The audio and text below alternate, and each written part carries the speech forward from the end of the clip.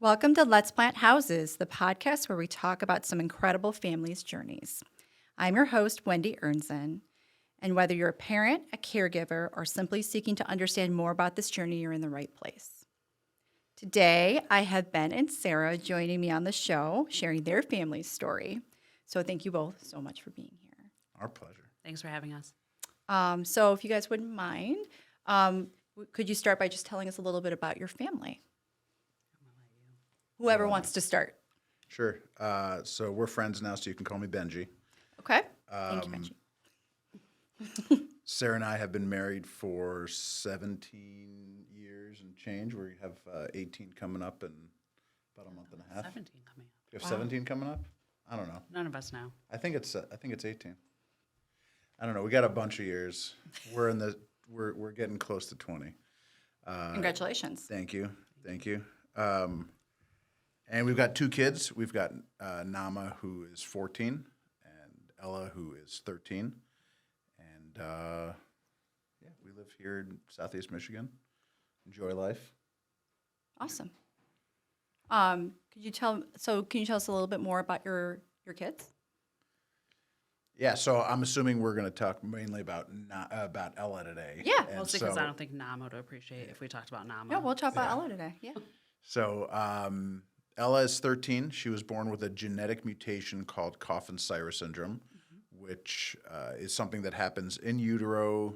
I think we told around week 10 that as the cells are duplicating, there's just a hiccup and things get funky. Okay. She has for all the genetics fans out there, it's ARID1B. Nope, she's ARID1A. So this is why Sarah's here. I said, I'm not doing this by myself because some of the finite details Sarah's there. So ARID1A, and it's a rainbow. It's called a mosaic pattern.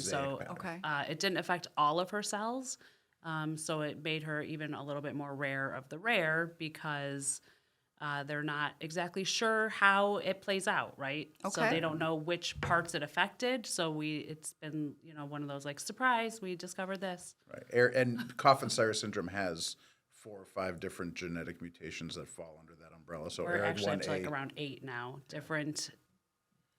Different changes in the genes that all fall under Coffin-Siris Syndrome. So there's ARID1A and ARID1B and are the biggest. And SMARC and a couple of others. But so she has this mosaic. So even from the ARID1A kids, she's a little different because it's not everything. It's just whatever it chose to mutate. So she's an X-Men, essentially. And then from that change, which the change that we discovered first is that she has something called Agenesis of the Corpus Callosum. So the main bundle of nerves that connect the right and left brain did not develop.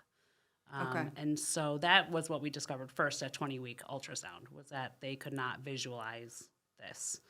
And we knew about that long before we knew about what the cause was. And this is also something we're starting to notice in more and more kids with Coffin-Siris, is that they have this change in their brains also. And they kind of are like a little cohort of their own. They all seem to have more delayed language than the other kids and some other differences that we're starting to see. So, and it's what they've found is Coffin-Siris Syndrome causes structural defects in the body. Mm-hmm. So whether it's, agenesis of the corpus callosum, Ellah has a liver disorder where part of her liver wasn't formed properly, and there's other stuff in her body that just heart and hearing defects for a lot of the kids. There's seizures, which thank God we've managed to avoid. Mm-hmm. A lot of stomach and digestive stuff that also we've managed to avoid.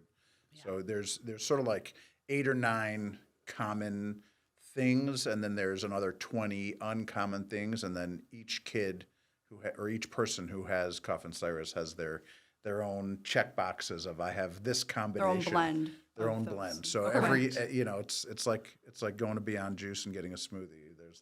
there's the common recipes, and then everybody likes to say, take that one out and add that, and so everybody gets their own recipe. So it sounds like it was pretty early on that you started to notice things, because you said, was it 20 weeks? Is that So what it's you a said? 20-week ultrasound. At the ultrasound, you knew that there could be differences. So when she was born, you already knew that. When she was born, we were waiting. You were expecting. We didn't know what she was going to come out looking like. I mean, we were like. Right, but you guys were prepared in some way to well, as Prepared as you can be. Right. Prepared is probably not the right word. We were. We had high anticipation.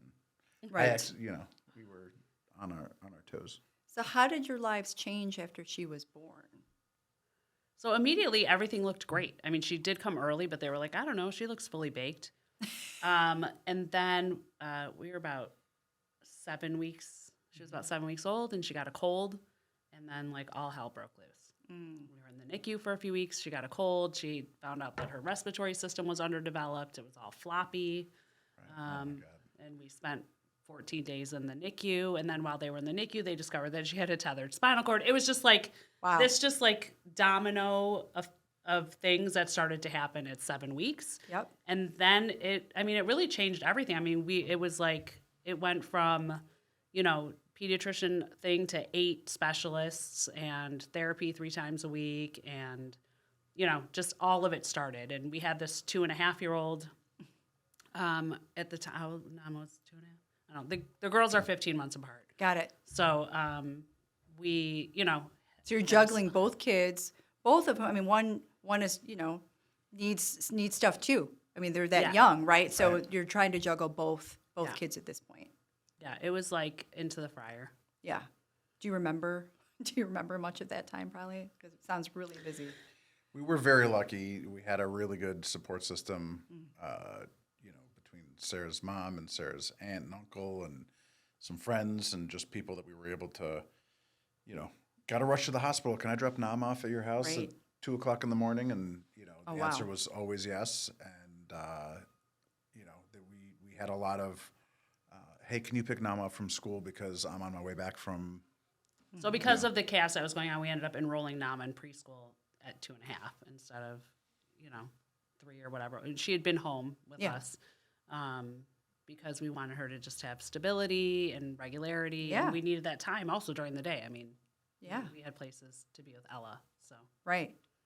And so it sounds like Ellah required like a lot of intervention and time, like you're talking about, like this team supporting her. Was that like, I guess, how long did that period of time last, or was that pretty much still going on? It's still going. Okay. COVID was very good for our family. Okay. It was a time that allowed Ellah to have some growth and some health because she wasn't around other people all the time getting sick. I think you should back up for a second to explain the context of that. So for the 3 years before COVID, 2019 was like the first year that was sort of like a good year. She was only in the hospital twice. Wow. The 2 years before that, Ellah spent about 400 nights in the hospital. So was she even able to go to school? So it was a week out of the hospital, 2 days home, 3 or 4 days at school, and then something would happen and she'd be in the hospital for 3 weeks. Wow. And then she'd come home and she'd be home for 3 weeks, going to school, So in and out. what happened is, like, around the age of 5, she started having these episodes where she would look sick, and we would take her to the emergency room, and they would check her for all kinds of things, and they would all be negative. But she would be throwing up, and she would be dysregulated, and eventually she was diagnosed with another rare condition called cyclical vomiting syndrome, which is the worst name for a condition. Like it tells you exactly what it is, but it's a terrible name. Which is basically in the migraine family. They consider it like a stomach migraine. Okay. And that threw her entire everything off. I mean, It's like the migraines like cause a nausea. they cause nausea, Okay. throwing up. Plus, she's nonverbal. Right. So, Right, it's more than nausea. It's compulsive vomiting. Oh, That's not like every 10 minutes, and it would just. it would start, sometimes it would be a day, sometimes it would be 14 days. One Right. time we were in the hospital for 28 days, and then we ended up with kidney failure. I mean, it was like, Right. Those it hospital was just stays. this crazy, Right. Those hospital stays caused other stuff because there's malnutrition and there's, trying to get food in through a tube and, infections and all sorts of other stuff. So her immune system was generally weak and, she wasn't thriving. She was in the 5th percentile on the growth charts.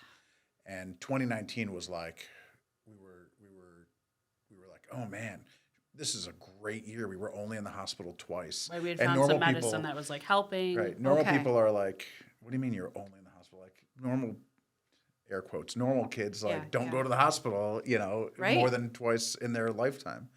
But 2020 gave Ellah the ability to have space from everybody else. And so what was happening before was a common cold, a sniffle, something that anybody else would sort of get over quickly would trigger cyclical vomiting and start these episodes. And she didn't have that. And so for 2.5 years, she was completely isolated from that. This is during COVID. This is during COVID. Yeah. Yeah. From March of 2020 till, summer of 2023, she was, in isolation, always wearing a mask around people, not indoors with other And she people. can rebuild immunity. So she's now in the 95th percentile on the growth chart. And That is so amazing. I mean, the kid packed packed on down- 30 pounds. I mean, it was, and it's You're like muscle and crazy. yeah, I Having mean a party. she's a normal, again, forgive the air quotes, but she's a normal sized person now. Yeah. She grew 6 or 7. I mean, she blossomed, and it was because she wasn't not eating for 3 weeks at a time, Right. like she was prior to 2019, and so that ability to just thrive and eat food every day, pack on the calories, and exercise, right? Yeah. She got to run around and we got to, go play in the backyard and do pull-ups and run up the slide and But being do- chronically ill, I mean, you're going to be so exhausted. And so right, now so she's she got, wasn't doing any of Yeah. that stuff prior to it. So during COVID, and we were taking daily walks and we were doing stuff and that and it was isolation. It was hard, right? For everybody. It was hard to be isolated, but physically for her, it was a silver lining that she really needed. It was a break, and now her immune system is healthy. She has the ability to. It's still not as strong as typical people, right? But she has the ability. she got a cold last week. She was home for a couple of days. She went back to school. oh my gosh, It was a miracle. like that is a miracle Yeah. based on what you just described. Yeah. Yeah, It was incredible. COVID gave the lockdown gave her the ability, or not lockdown, but quarantine Yeah. gave her the ability to develop an immune system and catch her body to catch up to be able to operate normally. That is incredible. I know that in the past you had talked a little bit about Ellah's communication and about how that's evolved. Is it something you want to talk about at all? Sure. So I was lucky enough, and there's no way to say this and not sound pretentious. So please, this is a judgment-free zone for the next 9 seconds. Okay. Ellah and I were lucky and privileged enough to be asked to give a TED Talk about this. Oh no, you can talk about that. I actually watched it, so I wanted you to talk a little bit about it. Okay. So Ella's receptive language. Let's start here. Ella's receptive language is 100%. So she understands everything that you say to her. You don't have to talk like you're talking to a little kid. You can speak to her normally, and she understands.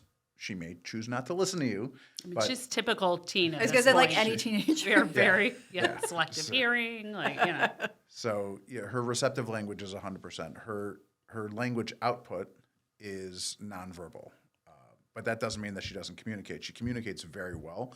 She just uses her own form of communication. So some of that is sign language. Very little of that is ASL. So she uses a few ASL words and letters. For example, one of her favorite foods is turkey, so she does the T sign for turkey. Nice. She does the R sign for raisins. It's her second favorite food. And I think 60%, 70% of her diet is turkey and raisins and crackers. There could be way worse things. There could be way worse things. We're trying to expand, but Right. it's been a journey.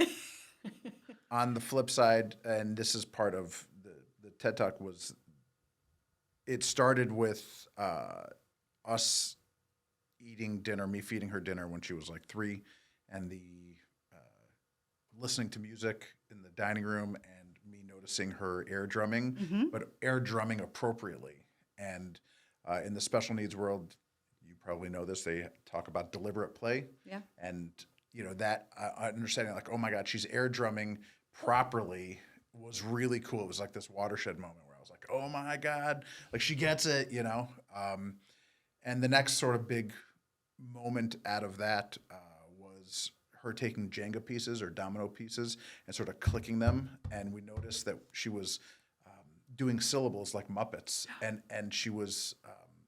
she would even hold them like this. She would tap them at you. That is so cool. Yeah, so as people were talking, she was hitting the syllables. Yeah. And we were like, wait a second. And then we noticed that she would like do 1 click for no and 2 clicks for yes. And like we noticed that there was this language that was forming like Muppets use their mouths.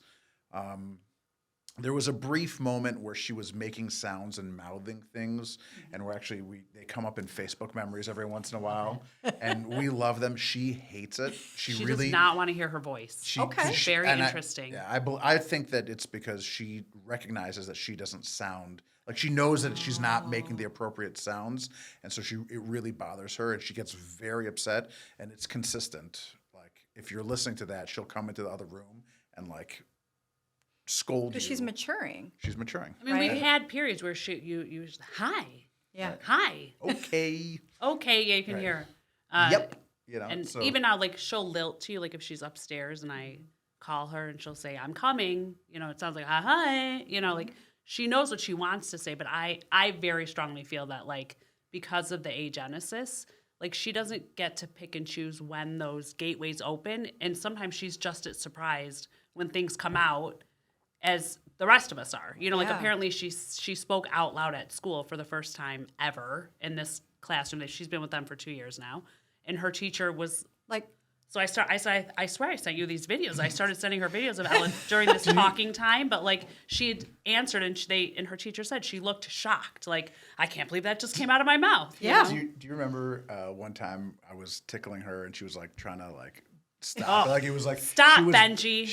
It was like venom. Like somebody else was inside. She was like, "Stop it, Benji." It was so clear. We were all so surprised, and like she was surprised. I was like, "Oh my God!" It was very funny. But that's those very are, few and far between. It's you can count it on 2 hands how many times that's happened in her lifetime. But she took. Wow. She loves music. Yeah. She watches a ton of live music. Concerts and music videos, so things like the Braxton Sisters and Lizzo and Aretha Franklin and now Sugarland.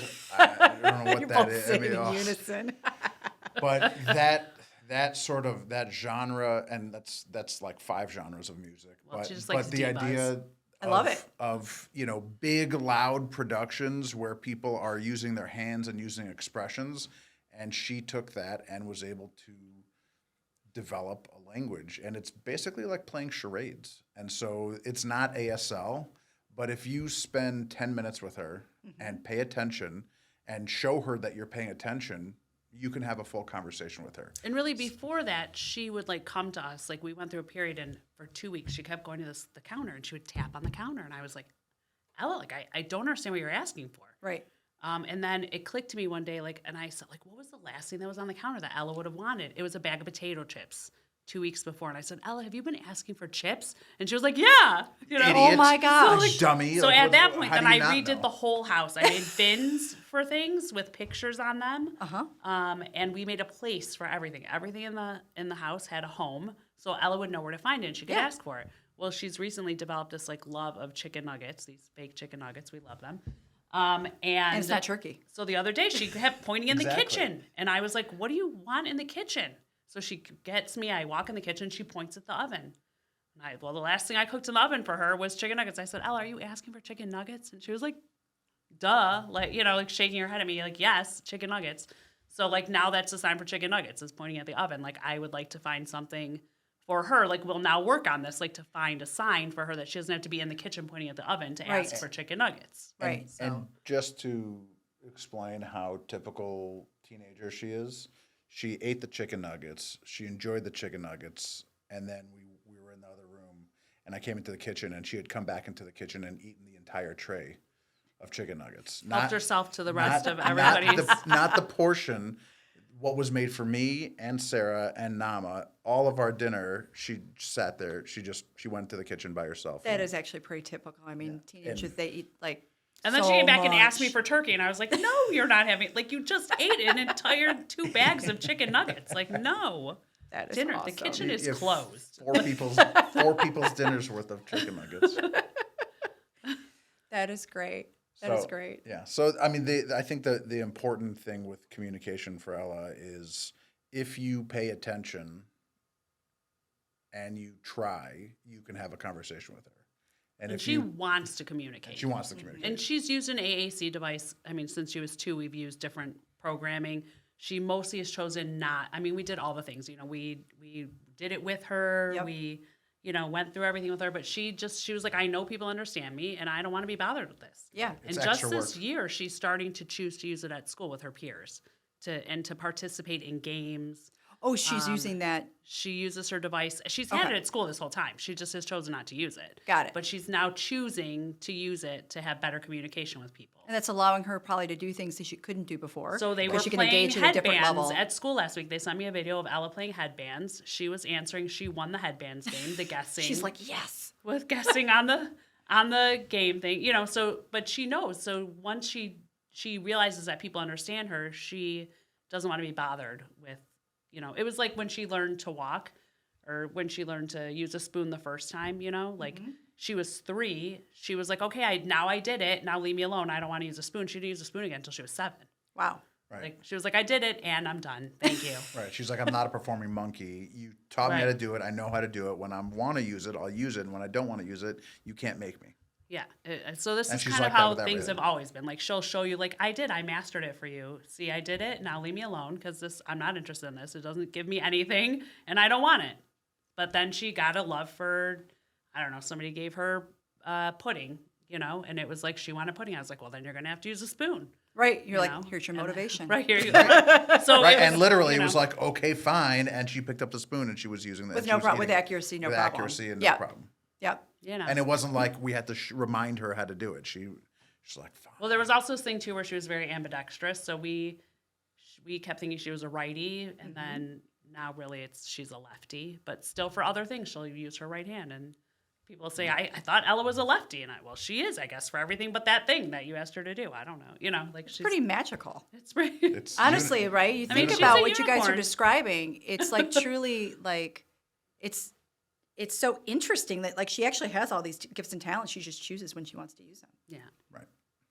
And then the fact that you guys have like understood her language, like the communication technique is remarkable.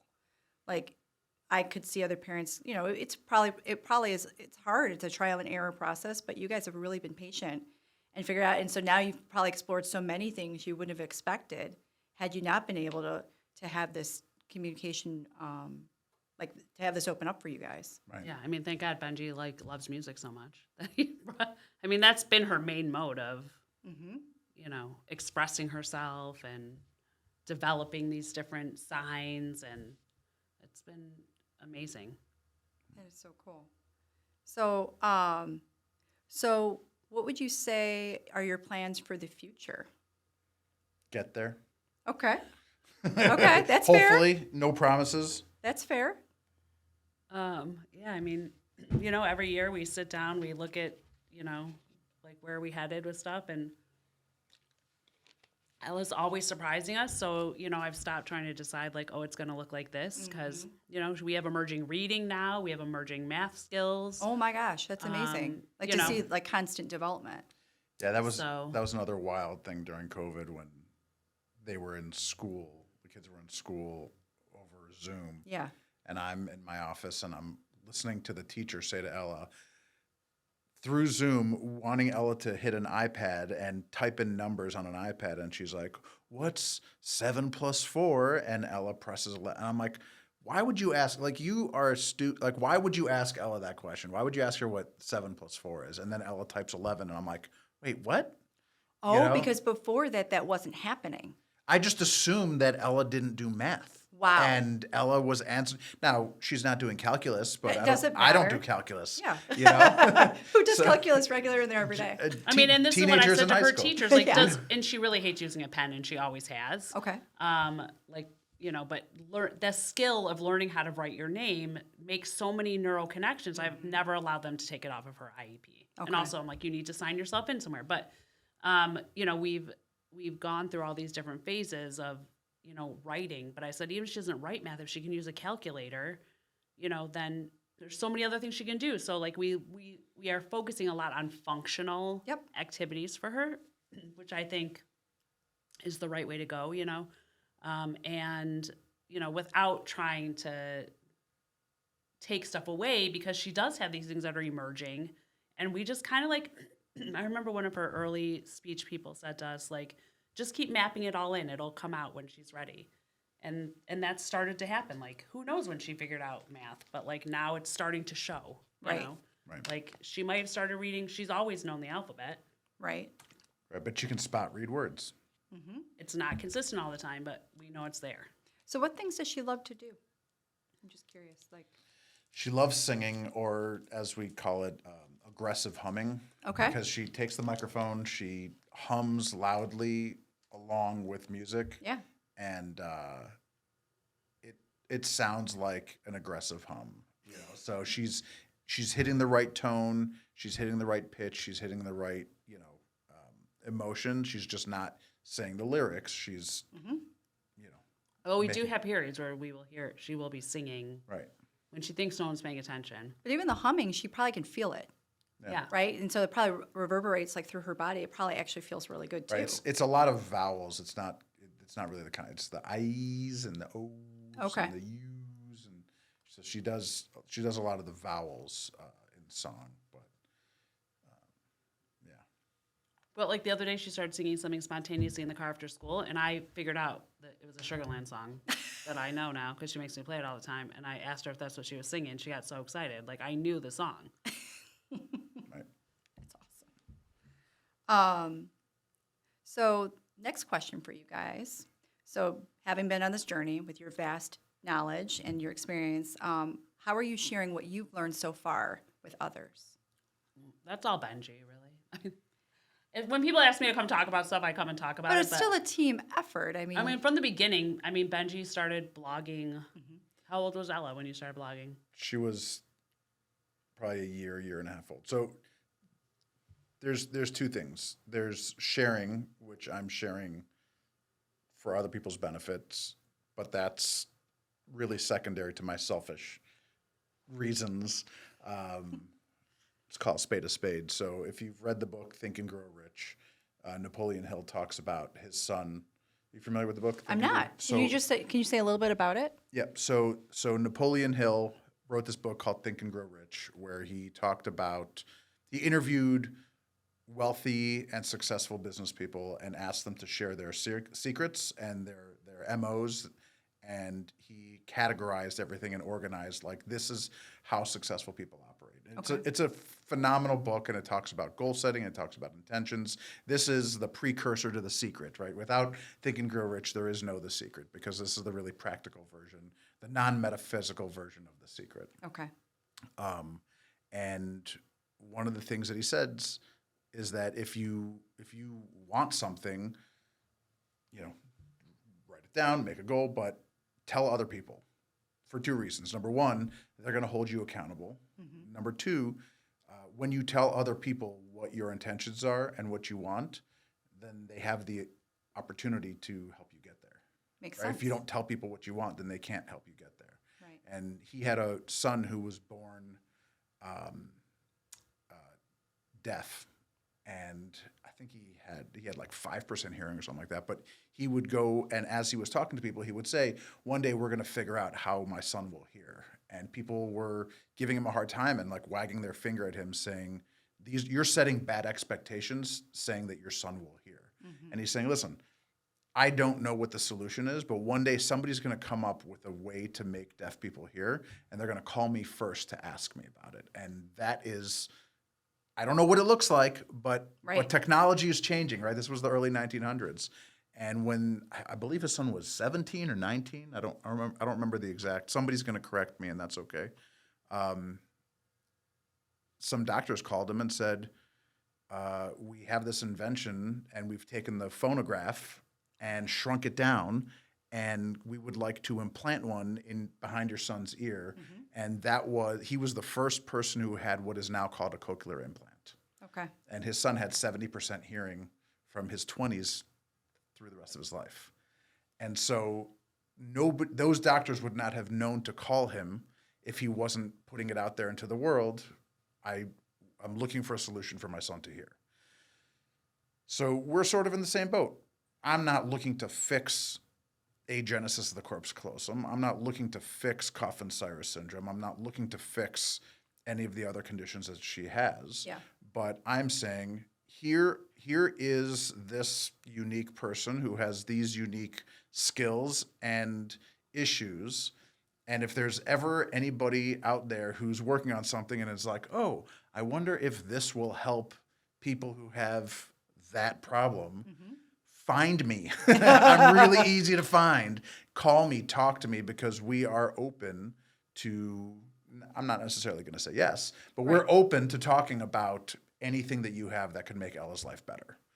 And so, and by the way, if you can get something from this, great, And so we talk a lot about this stuff. So the Friendship Circle was building a blog, and they asked me if I would help them, and I was like, absolutely. And so I would, post these blogs. And another reason why I was so enthusiastic about the blog was because when we found out that Ellah had Agenesis of the Corpus Callosum. Is he going to talk about this? Okay. What's that? I was like, is he going to talk about this? Yeah. So Here's when a segue. I was going to interrupt. I was waiting. When we found out about the ACC, the doctor said to us, "Don't Google it." And I was like, "What do you mean, don't Google it?" He's like, there's nothing good out there.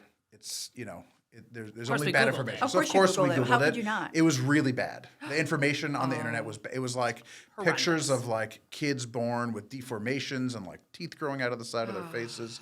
It was really bad. It was ugly. And I agree in that way. I understand why he's asking you not to do it. Right. Because he doesn't want you. Yeah. But what ended up happening was we spent 2.5 years thinking that we were the only people dealing with this. Yep. And it wasn't until a haphazard interaction with somebody that we found out that there's the NODCC, which is the National Organization for people Disorders with of the Corpus Callosum. Callosum. And like we found the Facebook group. There was a conference like 3 or 4 weeks later, and we just hopped on a plane and went to Boston. How old and met. was Ella when this happened? 3. It's amazing. Yeah. And at this conference, I was talking to somebody and said that I was from Michigan, and a lady tapped me on the shoulder and was like, "Hey, we live in Michigan." We turned around, and I was like, "You're my neighbor. I know you. You go From to the the Friendship Friendship Circle." Circle. Really? And it was like, so And her son, who was an adult at that time, and we knew her son, and I was like, I didn't know that her son has the same condition that Ellah has. And wow. And it was like there was this community out there that was that we were oblivious to because we were scared away from Google. And so at the same time as that was happening, the Friendship Circle was like, would you be open to blogging? And I said, I will blog specifically for the purpose of building community so that when people Google this, they find good information. Today, the first page of Google is full of good information. There was like a 3 or 4 year period that the first page of Google was full of stuff that I posted, and I'm really grateful that other people are doing that now, and there's more good content coming about ACC. You're both truly change makers, Like it's really Benji. but being married, I feel like it's kind of it's always a team. It's teamwork, I right? support, Yeah. I support team Benji sport. being a change maker. She I'm gives kind me of like behind the scenes, Yeah, but you had the right information. Okay. Like you just did that, so. I'm like the quiet worker over here, just staying out of the limelight. I don't mind letting Benji have the limelight. But I think it's really important because you went through that experience. You took experience that was not ideal, And you're like, I don't want that for other people. I want them to be able to find the right information when they, when they Google it, so that they have hope, so they know they're not alone, and so they know that there's. And at first I was a little hesitant, like we talked about this before, is that, like, well, if Ellah turns 13 and then suddenly her entire growing up has been all over the internet, like how is she going to feel about that? But we are careful about how we discuss things in public. And, I think there's a lot of stuff we talk about with other disability parents that we don't talk about in public. Some things are private. Like when you find your people, it's so important to find your people, because you need to be able to talk about these things, and, but they don't need to be all over everything, So I don't think we've ever put anything out there that would be hard for Ellah if at one point Ellah did, develop the cognition to really be mad about this kind of stuff, Ellah's like all out there all the time with everybody. Right. I think it's part of her gift. And it was interesting because, I've spent more and more time on Instagram and other places connecting with advocacy, especially people that are disabled that are in advocacy. I was attacked on a blog a couple weeks ago. I was asking a question that a disabled blogger posted about something, and I was really trying to understand their point of view. Yeah. Because as a parent, I was like, I don't understand It's different. what you're saying. And I was asking a question. This person attacked me and said, like, well, your kid's entire life is all over the internet. Maybe you should look at your ableist, blah, blah, blah, blah, blah.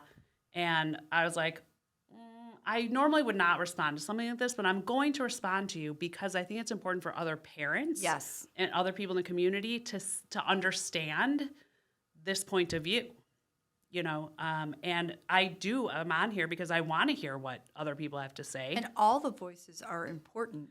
All the voices are important. Yeah. And furthermore, like, my kid's life isn't all over the internet. And I retold the story that we just told of, like, why we put information on the internet. Because I don't want another parent to get out there and think they're alone. They're not alone. Right.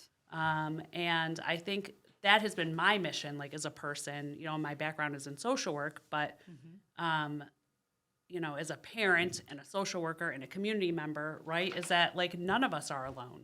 Right.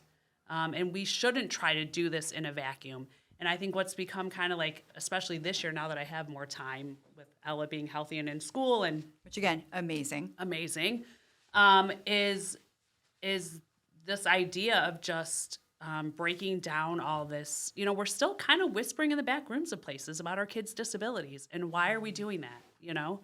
And it's just becoming more obvious to me that, like, we are still in the society where disabled is a dirty word. Right. And disabled is not a dirty word. And disabled people don't want it to be a dirty word. Right. And I don't want other kids to feel like what they have is, something that needs to be whispered about, right? And so, like, where I used to sometimes only talk about things on the Friendship Circle family page, right? Like, I'm on some other family pages, and I'm like, we need to talk about this stuff, right? Because there's a family out there who thinks there's alone right now because everyone's whispering about it or posting anonymously. Right. Right? Why are we posting anonymously? So I think, like, this is an important engagement, I think, where I'm starting to kind of come into my own with the advocacy part, because which is awesome, because you have a lot to say, and your point of view is important, and it's more accurate. Clearly, only if we're talking about facts. Only where the facts are important. They're just facts. They're just facts. So this is actually a good segue, I think, to the last question I have for you guys today, which is, for families new on this journey, what advice might you give them? My biggest advice is find your people. You're not alone. Find your people. If you don't have a sense of humor, you definitely should try to develop one. You really, I don't know how we would have gotten through so much of this without a good sense of humor. And I think part of, like, a practical piggyback on the find your people, not everybody has to be your people. Right. So you start with, who are the other people who have my kid's disorder or my kid's condition, and go and meet and talk. And, I'm not everybody's cup of tea. And I find certain people off-putting. And that's okay. You don't have to be friends with everybody. Right. But if those connections don't work, keep trying, keep meeting people, because at the end of the day, there's a lot of people out there, and there's a lot of different personalities. And when you find your community, you'll know, and those people will be there to support you, and you'll be there to support them. And I think that a lot of people dip their toes in, and Facebook is both a blessing and a curse for this, right? Because you put something out there and you immediately get some really great feedback, and then you get some really stupid, obnoxious feedback, and you're like, "Oh, I'm never trying that again." No, try that again. Yeah. Also, go to the conference. It's scary as hell, but everyone that's there for the first time is scared as hell. Like, go to the conference. Take your kids. Take the siblings. One of the biggest things we learned is how important it was for our big kid to connect with other people's kids who have siblings with disabilities, so that they could say wow, our life is really normal. It's not the quote normal of other people's life, right. but it's the normal of our normal. Right. And there's other people who are going through what we're going through. Right. One of the you mentioned going to the conference. I remember one of the first Coffin-Siris conferences, maybe the first or second one that we went to. There was this really cute little girl there who was wearing bandanas as not a necklace, whatever, around her neck. Okay, and her mom or her caretaker would change the bandana 5, 6, 7, 8 times a day, and I'm like, "Why are you changing? What's going on there?" And she's like, "Well, my kid has this thing called what's it called that where her laryngeal malacia. So the back of her throat didn't develop, the cartilage was soft, and so she has a hard time swallowing, and she was constantly drooling. And she's like, so she's constantly drooling, and so instead of changing her shirt 7 or 8 times a day, we change her shirt twice a day and change her bandana 7 or 8 times a day." And I was like, "Son of a bitch, we changed Ella's shirt 7 or 8 times a day." Right, but you because learned something we never completely thought new. to you. And by the time that happened, Ellah We're had thank already God past that outgrown phase. that. But I'm like, why didn't we know about this a couple of years ago? Right. That would have made Sarah's life a lot easier, right? I just have to carry the laundry basket. Sarah's the one who washes and folds and puts away. I just have to take them up and down the stairs. But the idea that sort of community building and just practical applications of problem solving how did we never think to just buy 30 bandanas and use those? I was mad about it. And Why didn't I think of that first? exactly. I mean, it's such a simple solution. It's such a simple solution, and we never thought of it. And I think we dealt with that for 4 years, Oh my God, and felt like and forever. never thought I don't about think it. it was that long. And this 3.5 years. It was more than 3, I don't know. but It was a while. it was a long time. Right. It felt like decades. But that's the type of stuff where go engage in the community, because you will learn how other people deal with stuff, and hopefully you will show other people how you've dealt with stuff. And those best practices are game changers. Think about having an extra hour a week because you didn't have to wash 7 shirts a day. Right. So I want to thank you both so much for being on the show today and sharing this incredible story and your journey and all the work that you guys are doing. Or maybe I shouldn't call it work. Maybe it's just what you really enjoy doing. But all the things you're doing for others is it's incredibly important, because people shouldn't feel like they're alone. So thank you so much for being here and sharing all of that. I know that I know it'll inspire others as well. So for those of you listening in, thank you again for joining us today. I also hope you will consider subscribing, leaving a review, or sharing this podcast with others who find it meaningful. Join us next time on Let's Plant Houses. Take care.